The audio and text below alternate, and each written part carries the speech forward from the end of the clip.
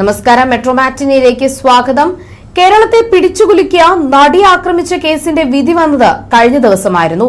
കേസിൽ 1 മുതൽ 6 വരെയുള്ള പ്രതികൾക്ക് കോടതി ശിക്ഷ വിധിച്ചു. എറണാകുളം പ്രിൻസിപ്പൽ സെഷൻസ് കോടതിയാണ് പ്രതികൾക്കുള്ള ശിക്ഷ വിധിച്ചത്. എല്ലാ പ്രതികൾക്കും 20 വർഷം കഠിന തടവാണ് വിധിച്ചിരിക്കുന്നത്. 50,000 രൂപ പിഴയും വിധിച്ചിട്ടുണ്ട്. ദിലീപിനെ കുറ്റവിമുക്തനാക്കുകയും ചെയ്തു. എന്നാൽ ഇപ്പോഴിതാ നടി ആക്രമിച്ച കേസിൽ അതിജീവിതയുടെ പേര് വെളിപ്പെടുത്തിയ പ്രതിയുടെ വീഡിയോ സമൂഹമാധ്യമത്തിൽ പ്രചരിക്കുന്ന സാഹചര്യത്തിൽ പോലീസ് ഇന്ന് കേസെടുത്തേക്കും. കേസിൽ ശിക്ഷിക്കപ്പെട്ട മാർട്ടിനാണ് സമൂഹമാധ്യമങ്ങളിൽ വീഡിയോ പ്രചരിപ്പിച്ചത്. വീഡിയോ പ്രചരിപ്പിക്കുന്നതിൽ നടപടി വേണമെന്ന് അതിജീവിത മുഖ്യമന്ത്രിയോട് ആവശ്യപ്പെട്ടിരുന്നു. ദിലീപിന് കേസിൽ പങ്കില്ല എന്നാണ് വീഡിയോയിൽ പറയുന്നത്. നടി ആക്രമിച്ച കേസിൽ ദിലീപ് അടക്കമുള്ള പ്രതികളെ വെറുതെ വിട്ട് വിചാരണ കോടതി വിധിക്കെതിരെ സർക്കാർ അപ്പീൽ നൽകാനിരിക്കെ മുഖ്യമന്ത്രിയെ ഇന്നലെ നേരിട്ട് കണ്ട് അതിജീവിത നിരന്തരമായ വേദനകൾക്കും കണ്ണീരിനുമൊടുവിൽ തനിക്ക് കിട്ടിയത് നീതി നിഷേധമാണ്. അതിജീവിത മുഖ്യമന്ത്രിയെ അറിയിച്ചു. കേരളം ഒപ്പമുണ്ടെന്നും സർക്കാർ ഉടൻ അപ്പീൽ നൽകുമെന്നും മുഖ്യമന്ത്രി അതിജീവിതയ്ക്ക് ഉറപ്പും നൽകി. കേസിൽ ശിക്ഷിക്കപ്പെട്ട മാർട്ടിന്റെ വീഡിയോയ്ക്കെതിരെയും നടപടി വേണമെന്ന് അതിജീവിത ആവശ്യപ്പെട്ടു. നടിയുടെ പേരടക്കം വെളിപ്പെടുത്തിയാണ് മാർട്ടിൻ സമൂഹമാധ്യമങ്ങളിൽ വീഡിയോ പ്രചരിപ്പിച്ചത്. ഇക്കാര്യം പരിശോധിച്ച് ശക്തമായ നിയമ നടപടി ഉണ്ടാകുമെന്ന് മുഖ്യമന്ത്രി അറിയിച്ചു. അതേസമയം രണ്ടാം പ്രതിയായ മാർട്ടിൻ ആന്റണിയുടെ വീഡിയോ പ്രചരിപ്പിക്കുന്നവർക്കെതിരെ പോലീസ് നടപടിക്ക്. അതിജീവിതയുടെ പേരടക്കം വെളിപ്പെടുത്തുന്ന വീഡിയോയാണ് പ്രചരിപ്പിക്കുന്നത്. വീഡിയോ പ്രചരിപ്പിക്കുന്നവർക്കെതിരെ കേസെടുത്ത് അറസ്റ്റ് അടക്കമുള്ള നടപടികളിലേക്ക് നീങ്ങാനാണ് പോലീസിന്റെ നീക്കം.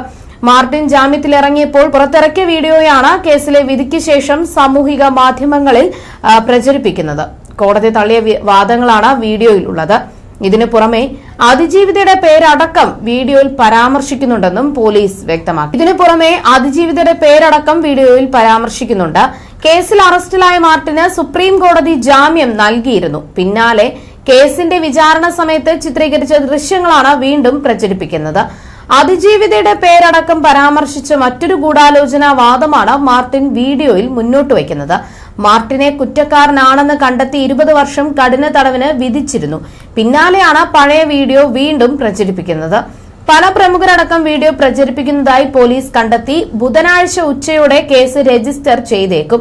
അറസ്റ്റ് അടക്കമുള്ള നടപടികളിലേക്കും കടക്കാൻ സാധ്യതയുണ്ട്. അതേസമയം നടി ആക്രമിച്ച കേസിൽ വിധി പ്രസ്താവിക്കുന്നതിന് മുൻപ് വിധിയുടെ വിശദാംശങ്ങൾ ചോർന്നുന്ന ഊമക്കത്തിനെ കുറിച്ച് ഡിജിപിയെ വിവരം ധരിപ്പിച്ച് അന്വേഷണ ഉദ്യോഗസ്ഥനായ ബൈജു പൌലോസ് രംഗത്തെത്തി. നേരത്തെ ഈ കത്ത് കിട്ടിയതിൽ ഹൈക്കോടതി അഭിഭാഷക അസോസിയേഷൻ പ്രസിഡന്റ് ചീഫ് ജസ്റ്റിസിന് പരാതി നൽകിയിരുന്നു. എന്നാൽ അതിൽ അഭിഭാഷക അസോസിയേഷനുള്ളിൽ തന്നെ ഭിന്ന അഭിപ്രായം ഉയർന്നിരുന്നു. കേസിൽ 1 മുതൽ 6 വരെ പ്രതികളെ ശിക്ഷിക്കുമെന്നും മറ്റുള്ളവരെ വെറുതെ വിടുമെന്നും വിധി എഴുതിയ ശേഷം ദിലീപിന്റെ അടുത്ത സുഹൃത്തിന് കാണിച്ചു എന്നുമെല്ലാമായിരുന്നു ആരോപണം. എന്നാൽ നടി ആക്രമിച്ച കേസിൽ പ്രോസിക്യൂഷന്റെ വീഴ്ചകൾ എണ്ണിപ്പറഞ്ഞ് കോടതി. ദിലീപ് അടക്കമുള്ള പ്രതികൾക്കെതിരായ ആരോപണങ്ങൾക്കപ്പുറത്ത് വിശ്വാസയോഗ്യമായ തെളിവുകൾ ഹാജരാക്കാൻ കഴിഞ്ഞില്ല എന്നാണ് കോടതിയുടെ വിമർശനം. കൊട്ടേഷൻ കൊടുത്ത മാഡം എന്നൊരാൾ ഉണ്ടോ എന്ന് പോലും കോടതി മുറിയിൽ കൃത്യമായ ഉത്തരം നൽകാനായില്ല. സംവിധായകൻ ബാലചന്ദ്രകുമാറിന്റെ മൊഴി വിശ്വാസയോഗ്യമല്ല എന്ന് തന്നെയാണ് വിധി ന്യായത്തിലുള്ളത്. എന്നാൽ വിചാരണ കോടതിയുടെ കണ്ടെത്തലുകളെ ഹൈക്കോടതിയിൽ നൽകുന്ന അപ്പീലിൽ കൃത്യമായി പ്രതിരോധിക്കുമെന്ന് പ്രോസിക്യൂഷൻ അറിയിച്ചു. നടി ആക്രമിച്ച കേസിൽ 6 പ്രതികളെ ശിക്ഷിക്കുകയും നടൻ ദിലീപ് അടക്കം 4 പേരെ വെറുതെ വിടുകയും ചെയ്ത വിധി ന്യായത്തിലാണ് കാര്യകാരണ സഹിതം കോടതി പ്രോസിക്യൂഷൻ വീഴ്ചകൾ വിശദീകരിക്കുന്നത്. സ്ത്രീയുടെ കൊട്ടേഷൻ എന്നാണ് കൃത്യം നടക്കുമ്പോൾ 1-ാം പ്രതി പൾസർ സുനി നടിയോട് പറഞ്ഞത്. ഇങ്ങനൊരു സ്ത്രീ ഉണ്ടോ, ഇല്ലെങ്കിൽ എന്തുകൊണ്ട് തുടങ്ങിയ കാര്യങ്ങളിൽ കൃത്യമായ മറുപടി നൽകാൻ പ്രോസിക്യൂഷന് ആയില്ല. നടി ആക്രമിച്ച സംഭവത്തിന് തൊട്ടുമുൻപ് ശ്രീലക്ഷ്മി എന്ന പേരുള്ള യുവതിയുമായി പൾസർ സുനി സംസാരിച്ചിട്ടുണ്ട്. ഈ സ്ത്രീക്ക് ഈ കൃത്യത്തെപ്പറ്റി അറിയാമായിരുന്നോ എന്ന് പോലും കൃത്യമായ വിശദീകരണമില്ല. അവരെ എന്തുകൊണ്ട് സാക്ഷിയാക്കിയില്ല എന്നും കോടതി ചോദിക്കുന്നു. ദിലീപും പൾസർ സുനിയും വളരെ രഹസ്യമായിട്ടാണ് കൊട്ടേഷൻ ഗൂഢാലോചന നടത്തിയത് എന്നാണ് പ്രോസിക്യൂഷൻ വാദം. തങ്ങൾ തമ്മിലുള്ള ബന്ധം പുറത്തറിയിക്കാതിരിക്കാൻ ഇരുവരും ശ്രദ്ധിച്ചിരുന്നു. എന്നാൽ പൾസർ സുനിയുടെ തോളിൽ കൈയിട്ട് നിൽക്കുന്ന ദിലീപിനെ ആലുവയിലെ വീട്ടിൽ വെച്ച് കണ്ടെന്നാണ് സംവിധായകൻ ബാലചന്ദ്രകുമാറിന്റെ മൊഴി. അവിടെ നിന്ന് പണവും വാങ്ങിപ്പോകുന്ന പൾസർ സുനിയെ കണ്ടെന്നും മൊഴിയിലുണ്ടായിരുന്നു.